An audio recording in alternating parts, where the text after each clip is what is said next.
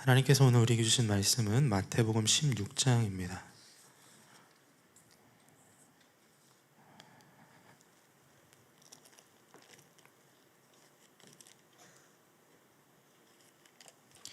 마태복음 16장 13절부터 20절까지 말씀 한 절씩 교독하시고 20절 말씀은 함께 읽겠습니다.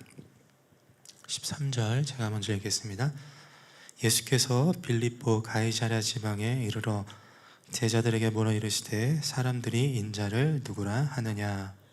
이르되 더러는 세례 요한, 더러는 엘리야, 어떤 이는 예레미야나 선지자 중에 하나라 하나이다. 이르시되 너희는 나를 누구라 하느냐. 시몬 베드로가 대답하여 이르되 주는 그리스도시요 살아계신 하나님의 아들이시니이다. 예수께서 대답하여 이르시되 바요나 시몬아 내가 복이 있도다. 이를 내게 알게 한 이는 혈육이 아니요 하늘에 계신 내 아버지시니라. 또 내가 내게 이르노니 너는 베드로라. 내가 이 반석 위에 내 교회를 세우리니 음부의 권세가 이기지 못하리라. 내가 천국 열쇠를 내게 주리니 내가 땅에서 무엇이든지 매면 하늘에서도 매일 것이요 내가 땅에서 무엇이든지 풀면 하늘에서도 풀리리라 하시고 이에 제자들에게 경고하사 자기가 그리스도인 것을 아무에게도 이르지 말라 하시니라. 아멘.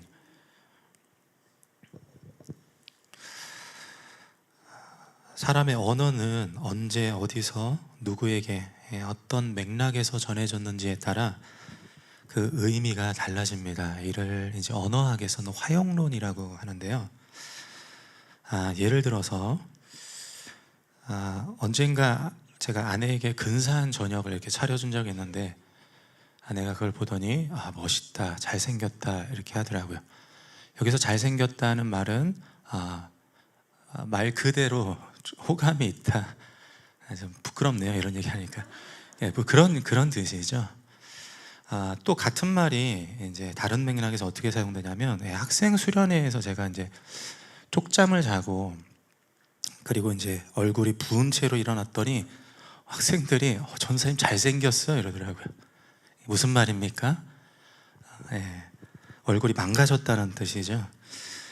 어떤 학생은 이제 밤새 얼굴을 누가 발로 밟았냐 뭐 이런 표현도 쓰긴 하는데, 또 제가 이제 대학생 때 길을 가다가 어떤 분이 저쪽에서 이렇게 오더니 실제 있었던 일입니다. 얼굴에서 빛이 납니다. 잘생겼어요 이렇게 얘기를 하는 거예요. 그래도 기분이 좋잖아요. 어디서 무슨 연유인가 봤더니 그 다음에 이렇게 얘기를 하더라고요. 도를 아십니까?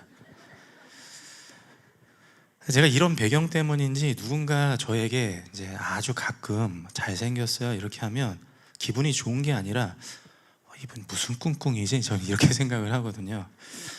왜냐하면 제가 이제 저를 너무 잘 알고 있기 때문이죠. 지난 새해맞이 예배 준비하려고 이제 사무실에 앉아 있는데 최현호 전사님이 이제 아동부 민준이를 데리고 왔어요. 대뜸 추 전사님이 이제 민준이에게 저를 보면서 목사님 잘생겼어? 이렇게 물어보더라고요. 민준이가 어떻게 했는지 아십니까? 도저히 네라고 할 수 없었던 것 같아요. 고개를 이렇게 돌리더라고요. 착해요. 솔직하죠. 우리가 어떤 말을 할 때, 저는 이제 잘생겼습니다 라는 말에 예를 들었는데 누가 어디서 어떤 상황에 언제 그런 말을 했는지에 따라 그 말의 의미가 너무 이게 확 달라지죠. 이게 왜 중요하냐면 성경도 그런 맥락에서 쓰였다는 것입니다. 그러니까 우리가 성경 말씀을 이해를 하려면은 성경을 의미론이라고 하는데 문자 그대로의 그 의미가 아니라 그것이 그 말씀이 주님이 어떤 정황 가운데서 우리에게 주어졌는지를 파악하는 게 중요하다는 것입니다. 오늘 본문은 16절에 베드로의 신앙 고백, 주는 그리스도시요 살아계신 하나님의 아들이십니다 라는 선포가 담겨져 있습니다. 굉장한 믿음의 고백이죠. 그래서 본문은 가장 위대한 신앙 고백이라는 주제로 이제 많이 다루어졌습니다. 그런데 제가 이제 말씀을 이렇게 묵상을 하면서 이 본문 전체의 의미를 이끌어가는 게 제가 보기엔 15절 같습니다. 특히 15절에 제가 이제 그 말씀을 연구하고 특별히 이제 헬라어 성경을 이렇게 보는데 한 문구가 한 단어가 이 전체의 이 메시지의 핵심에 자리 잡고 있다라는 제 개인적인 생각이 들었습니다. 15절 말씀 보시면 우리 함께 읽어볼까요? 15절 시작.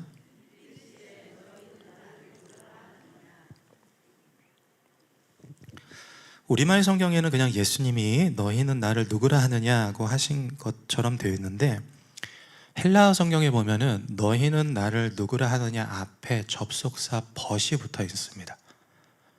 그러나 너희는 나를 누구라 하느냐, 이 원문입니다. 뭔가 좀 느낌이 달라지지 않습니까? 언어학자 조지 라코프는 이 그러나라는 접속사는 듣는 사람의 사고를 특정 방향으로 이렇게 유도를 한다고 강조를 합니다. 그러니까 만약에 예수님이 너희는 나를 누구라 하느냐고만 하셨다면 궁금하신 건데 앞에 그러나 but 이것을 붙여서 예수님께서 제자들로 하여금 뭔가를 유도하신 것입니다. 그것이 16절이죠. 그러니까 16절 주는 그리스도시요 살아계신 하나님의 아들이십니다라는 신앙의 고백과 선포는 베드로에게서 나온 게 아니라 예수님께서 끌어내신 거예요. 예수님께서 베드로를 통하여 그 입술이 주님이 어떤 분이신지를, 주님이 누구신지를, 주님이 그리스도시고 살아계신 하나님의 아들이십니다라는 그 믿음을 유도하신 것이죠. 그렇다고 한다면 믿음은 주님으로부터 나온다는 것입니다. 제가 이런 그 말씀을 통해서 이런 사실을 깨닫고 나서 본래는 이제 본문을 통해 교회에 대해서 좀 살펴보려고 하다가 다시 한번 믿음을 한 번 더 좀 말씀을 통해서 보기를 원하시는구나 라는 그런 마음을 주셔서 오늘은 15절 한 절을 좀 살펴보려고 합니다. 15절에 예수님의 언어를 세 가지 맥락에서 좀 이렇게 파고들어 보려고 해요. 물론 몇 주 전에 회당장 야이로와 혈루병 여인의 그 이야기에서 제가 믿음을 설명드린 적이 있습니다. 믿음은 자기 확신이 아니라 예수님을 확신하는 것이고 나의 행위가 아니라 예수님의 행하심에 기인하는 것이고 믿음은 예수님에 대해서 하는 것이 아니라 예수님을 아는 것이다 라고 설명을 드린 바 있죠. 오늘 말씀은 여기에 덧붙여서 믿음의 대상, 믿음의 자리, 그리고 믿음의 방향성에 대해서 조금 더 폭넓게 나눠보려고 합니다. 본문의 배경은 이렇습니다. 예수님께서 바리새인과 사두개인들의 누룩을 조심하라 라고 경계를 하셨어요. 제자들이 이를 이해하지 못하자 예수님께서 읽진 않았지만 이전 본문 8절에 믿음이 작은 자들아 이렇게 꾸짖으십니다. 이는 이어지는 오늘 본문이 제자들이 믿음의 문제를 예수님께서 다루어 주신다는 것을 암시해 주고 있는 거예요. 그러고서 이제 예수님께서 방향을 북쪽으로 돌리십니다. 빌립보 가이사랴 혹은 가이사랴 빌립보 지역에 도착하셔서 이제 궁금증을 피력하시죠. 13절 말씀 보시면 예수께서 빌립보 가이사랴 지방에 이르러 제자들에게 물어 이르시되 사람들이 인자를 누구라 하느냐. 제자들이 대답하죠. 14절 이르되 더러는 세례 요한, 더러는 엘리야, 어떤 이는 예레미야나 선지자 중에 하나라 하나이다. 여기 등장하는 선지자들은 모두 마지막 때에 특별히 하나님의 사명을 감당하는 인물들입니다. 그래도 사람들이 예수님을 범상치 않는 아는 사람 이렇게 지금 여기고 있다는 것이죠. 이어서 예수님께서 15절 핵심 질문을 하시죠. 이르시되 그러나입니다. 그러나 너희는 나를 누구라 하느냐. 우리가 먼저 질문 자체를 좀 생각해 보면 좋을 것 같습니다. 15절에서 예수님은 질문을 통해서 16절 제자들에 대한 믿음을 확인하시는 거예요. 그 믿음을 확인하시기 위하여 15절 질문을 하시는 것인데 만약 그렇다면 예수님께서 이렇게 물으셔야죠. 너희는 믿음이 뭐라고 생각하느냐? 혹은 너희는 믿음이 있느냐? 이렇게 물어보셔야 되는데 예수님께서 뭐라고 질문하시냐면 너희는 나를 누구라 하느냐? Who do you say I am? 너는 나를 어떤 사람으로 생각하느냐? 이렇게 묻고 계시죠. 믿음이 무엇인지를 묻지 않으시고 믿음의 대상 누구인지를 물으신 거예요. 이건 무척 중요합니다. 우리가 흔히 믿음하면 제일 먼저 떠올리는 것은 what이에요. 무엇이에요? 어떤 성경 지식, 작정 헌금, 새벽 예배를 빠지지 않는 행동, 땀을 뻘뻘 흘리며 수고하는 헌신, 이런 것들을 생각하는데, 예수님은 믿음의 핵심이 what이 아니라 who, 누구냐는 거예요. 예수님이라고 말씀하시는 것이죠. 무엇을 믿느냐보다 누구를 믿느냐의 문제인 것을 다루고 있다는 것입니다. 그래서 믿음은 예수님을 아는 것과 관련이 있는 거예요. 예수님을 깊이 알면 믿음이 견고하고, 예수님을 잘 모르면 불안한 거예요. 지난 12월 말에 건너 들은 얘기입니다. 저도 모르는 일이었는데 어찌 하다 이제 저도 이제 들어서 저도 그때 알았어요. 저희 가정이 교회를 떠난다, 이렇게 얘기를 하시더라고요. 여러분, 저 나가야 되나요? 캐나다에서 섬겼던 교회 목사님이 이제 한국에 가서 성도님들이 잘 안 해주면 언제든지 돌아오라고 그렇게 얘기를 하셨는데, 이게 비자도 없는데 막 이런 생각이 잠시 스쳐가기도 했습니다. 저 안에는 그럴 마음이 전혀 없고요.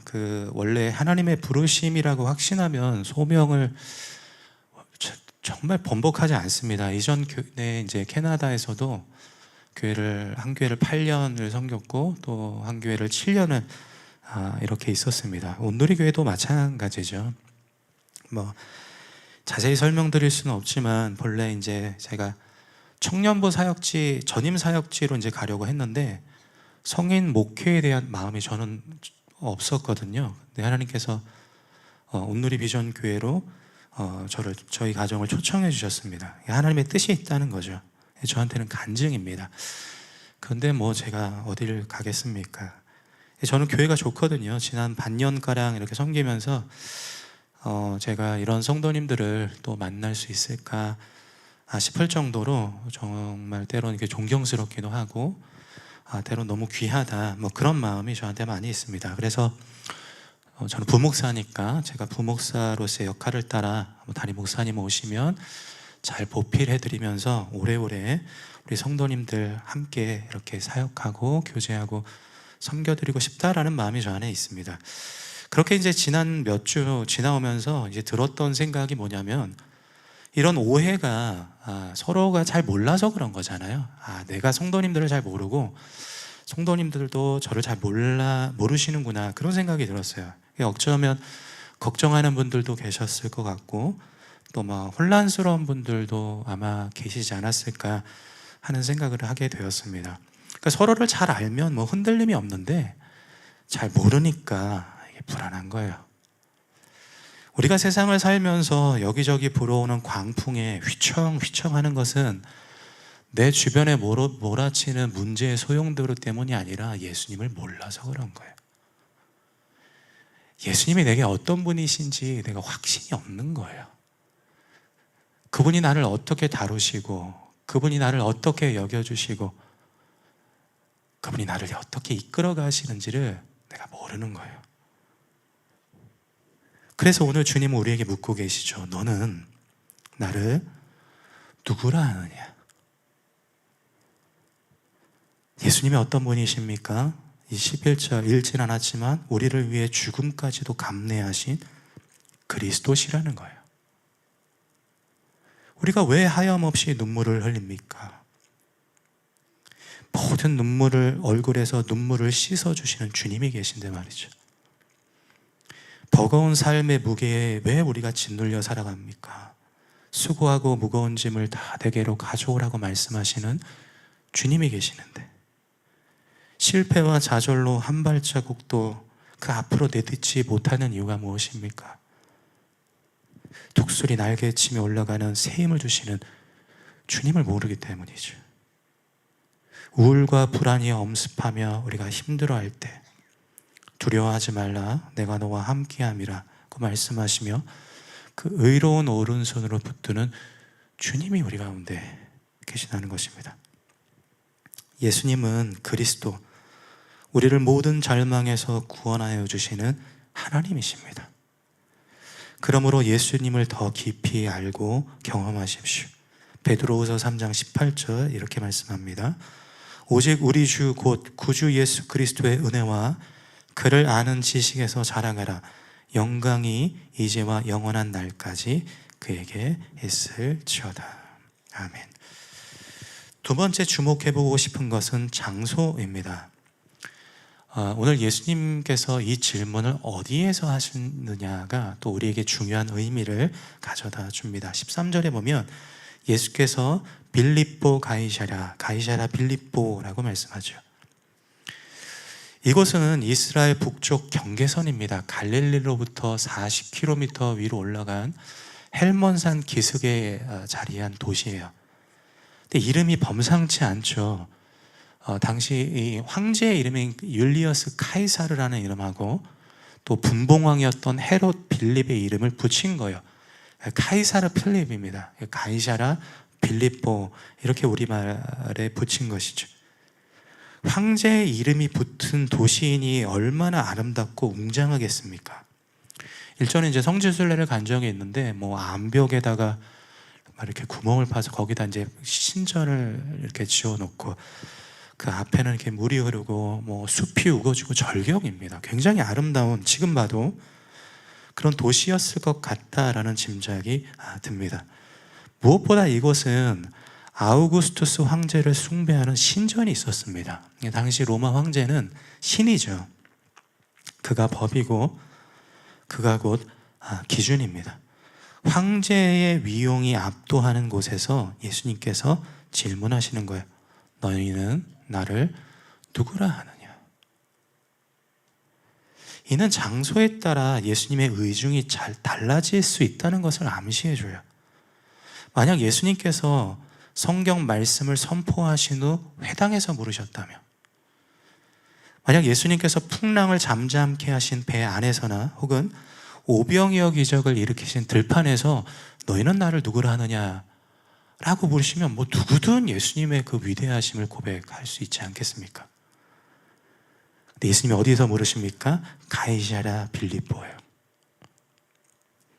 세상의 모든 향락과 즐거움, 인생의 방향과 가치관, 문화와 예술 등 사람들의 바람과 기대를 충족해주는 그런 도시, 세상의 논리가 정답이라고 외치는 황제의 도시에서 예수님은 믿음을 찾고 계시는 것이죠. 우리의 진짜 믿음은 세상 한복판에서 증명됩니다. 일전에 한 학생이 교회에서 리더도 하고 찬양팀도 하고 또 이런저런 사역에 도움을 줘 참 기특하다 이런 생각을 하고 있는데 어느 날 다른 학생이 와서 이런 얘기를 해요. 쟤는 학교에서 욕도 하고 선생님하고 싸우기도 했고 애들이 별로 안 좋아해요. 쟤 별로 이렇게 안 착한 애예요. 이렇게 얘기를 하더라고요. 그래서 제가 그 말을 한 해를 아이를 이제 혼낸 적이 있는데 이게 어디 학생들만의 문제겠습니까? 저도 그렇죠. 저도 우리는 교회 안에서 얼마든지 믿음이 있는 것처럼 행동할 수 있습니다. 찬양하며 기도 중에 콧물을 흘리며 주님을 구세주라고 고백할 수도 있습니다. 선교지에 가서 예수님을 사랑한다라고 소리칠 수도 있어요. 그러나 진짜 믿음은 거친 삶의 현장에서 드러나는 것이죠. 제가 좋아하는 배우 중에 이 덴젤 워싱턴이라고 하는 분이 있습니다. 그가 2015년에 미국 딜라드 대학교에서 졸업식 연설을 한 적이 있는데 제가 그 첫 마디를 듣고 이렇게 전율이 일었던 적이 있습니다. 그가 이제 연설을 시작하면서 첫 마디가 뭐라 그랬냐면 또박또박 얘기했는데 Put God first 이렇게 얘기를 했습니다.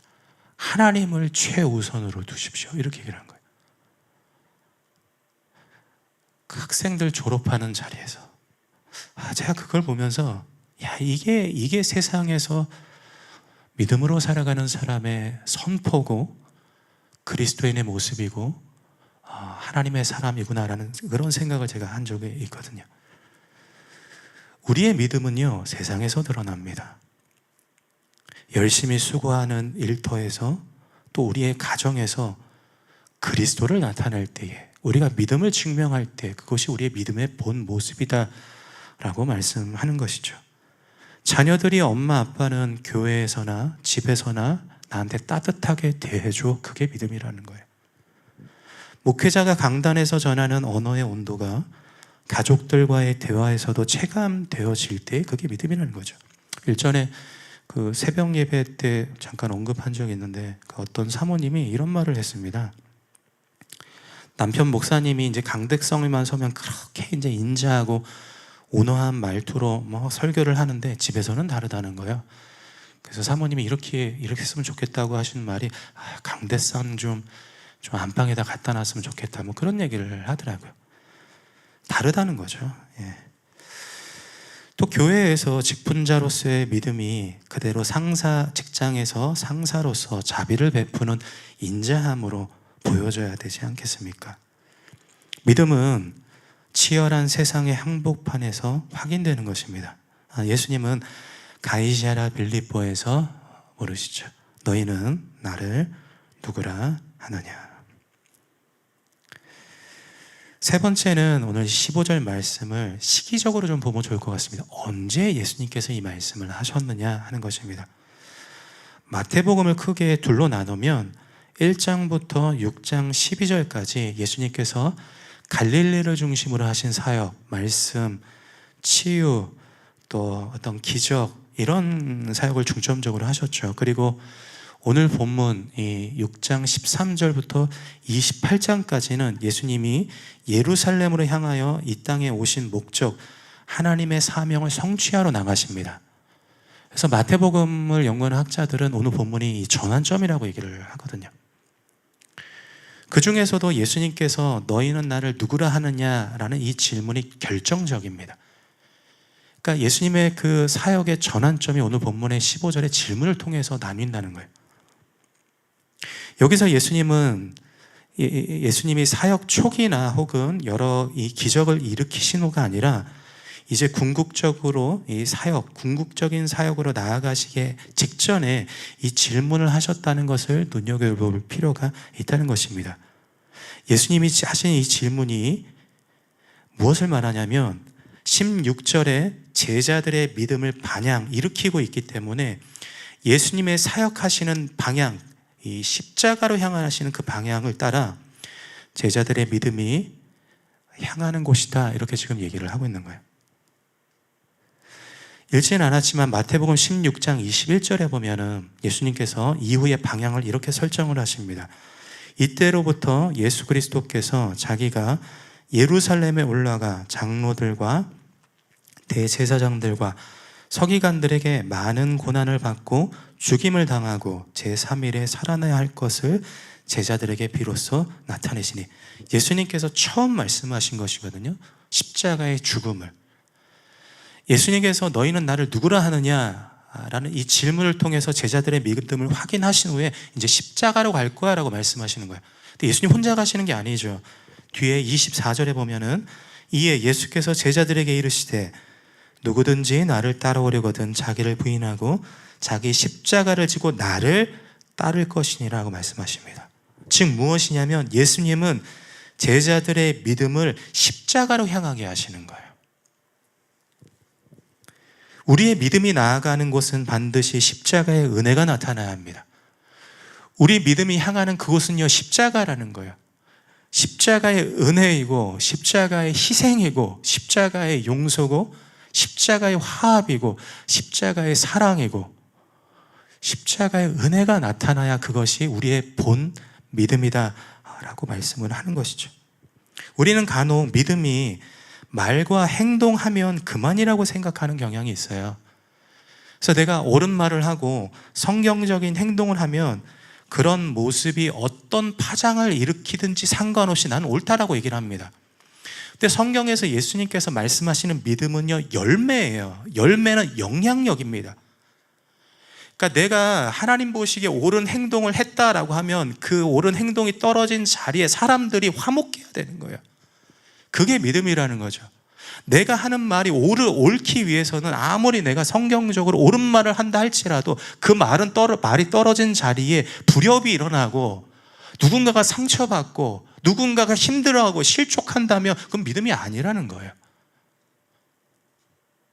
믿음이라는 것은 나의 말과 행동을 통하여 그리스도의 빛이 나타나는 거예요. 그리스도의 은혜가 나타나는 것입니다. 십자가가 드러나는 것이라는 것이죠.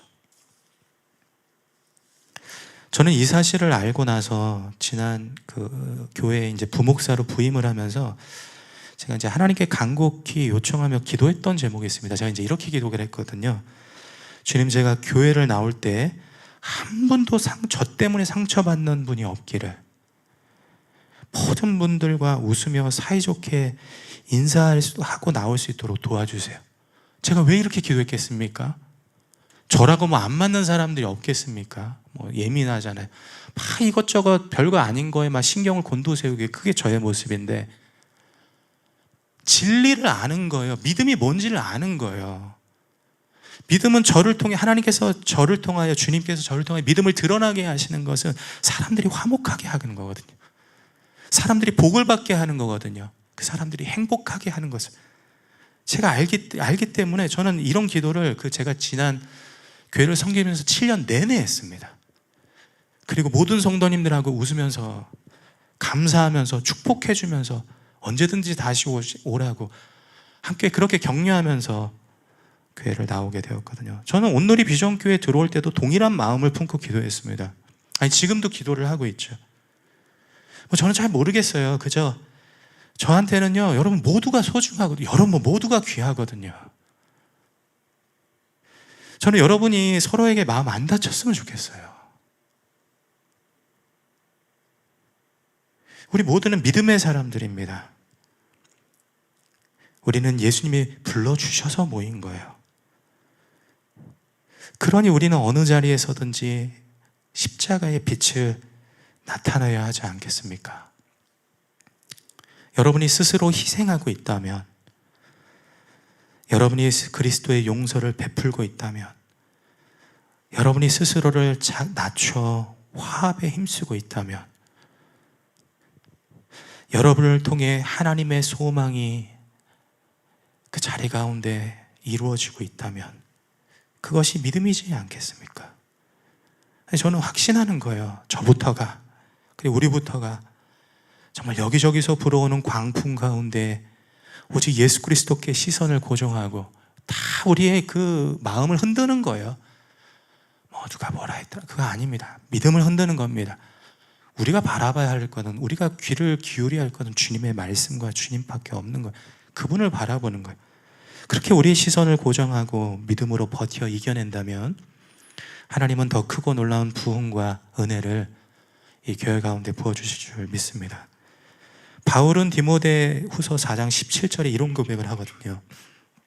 나는 선한 싸움을 싸우고 나의 달려갈 길을 마치고 믿음을 지켰으니. 이 디모데후서는 바울이 죽기 전 마지막 쓴 서신이에요. 근데 그 마지막 문구에 뭐라고 하냐면 믿음을 지켰다라고 합니다. 그 영적인 거장 바울도요, 일평생 믿음을 지켜내야 했어요. 얼마나 많은 이 수많은 이 광풍이 몰아쳐서 바울의 믿음을 흔들어냈는지 몰라요. 버텨내고 지키고 믿음을 붙들고 주님을 바라본 거예요.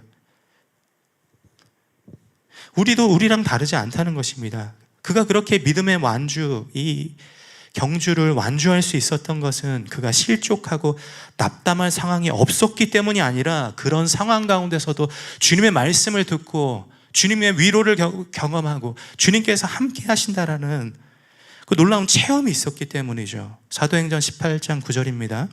밤에 주께서 환상 가운데 바울에게 말씀하시되 두려워하지 말며 침묵하지 말고 말하라. 신앙이라는 것이 그런 것 같습니다. 올라갔다가 내려가기도 하고 솟았다가 엎어지기도 하고 열심을 내어 달려가다가도 고꾸라지는 것이 신앙인 것 같아요. 그러나 분명한 사실은 예수님만 놓지 않으면, 예수님만 붙들고 있으면 예수님께서 버티고 이겨낼 믿음을 주신다는 것입니다. 왜 그렇습니까? 믿음이 우리가 아니라 그분에게서 나오기 때문이에요. 우리의 믿음을 그분이 이끌어 주시기 때문이죠. 너는 나를 누구라 하느냐? 주님이 주시는 믿음, 그 믿음을 끝까지 지켜내며 승리할 수 있는 우리 모두가 되기를 예수 그리스도의 이름으로 축복합니다. 아멘. 함께 기도하겠습니다.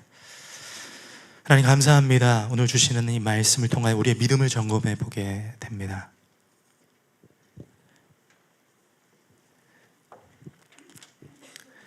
참으로 버티기 어려울 만큼 우리의 마음을 뒤흔드는 여러 가지 어려움과 시련의 문제 속에서도 우리의 믿음이 대상이 되시는 예수 그리스도만 바라보게 하여 주시옵소서.